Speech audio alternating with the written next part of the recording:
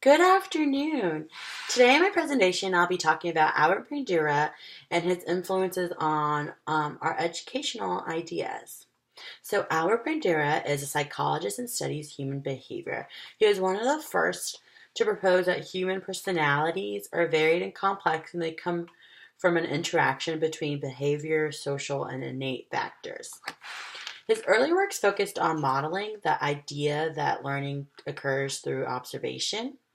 And in 1960, he had an experiment called the Bobo doll experiment where children um, watched videos of adults kind of interacting with a Bobo doll in aggressive manners. And in turn, we learned that children mimic actions just by seeing adults engage in them. So this idea challenged prior beliefs that learning slowly occurred through conditioning and reinforcements and punishment. But learning can actually be simply done by just observation. So there are many criticisms about this experiment that is unethical, and the children were manipulated to be aggressive. And others are saying that it focuses too much that aggression is a learned behavior, while it could be innate and it could be influenced by the child's environment.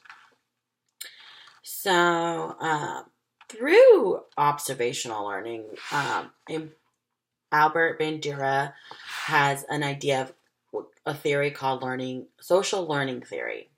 And this explains human behavior in terms of continuous interactions between cognitive, behavioral, and environmental influences. So Bandura observed that people learn from people's successes and failures, and we as people just adjust our behavior to what we see. So observational learning is learning through observations, modeling, and this happens in 4 phases. So it happens in attention, retention, and reproduction and motivation.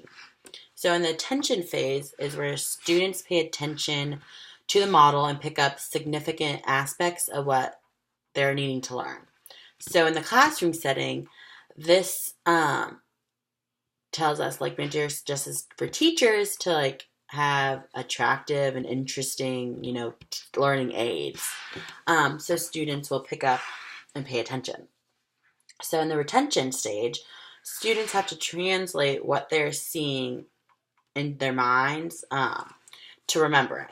So in this stage, teachers model the behavior they want their students to gain and repeatedly model. And then they give the chance for students to practice what they're learning and see if they could produce what they need to learn. And then in the reproduction stage, this is where students have to match their behaviors to the models. So in a classroom setting, this would be the best time for teachers to test students or assign a project or assignment that could see if the student has gained what they need to learn.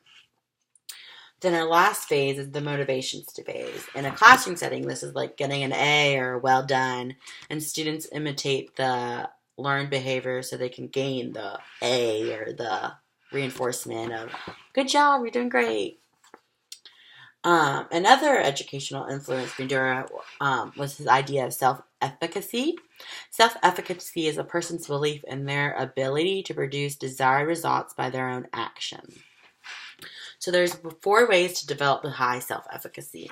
Mastery is the first, and it's the most important, and it's learning through mistakes but being resilient, not letting your mistakes bring you down and you refuse to learn. The next is the social modeling, and this is where role models are important. This gives the student a chance to kind of see others try, becoming successful in what they want to learn or what they want to do, and kind of seeing them be like, hey, if they could do it, I can do it. And then we have social persuasion, which is where just you persuade yourself that you could succeed, that you believe that you can succeed without having anyone showing you that you can or telling you can. It's just yourself. And then also physical and emotional states are very important and how to build your self-efficacy. And it's just taking care of your own body, like getting rest and sleep and be a mentally health, going to see a counselor if you need to discuss something. So these actions, through social learning theory and self-efficacy, have really influenced the classroom and ways teachers teach students to become better in their learning.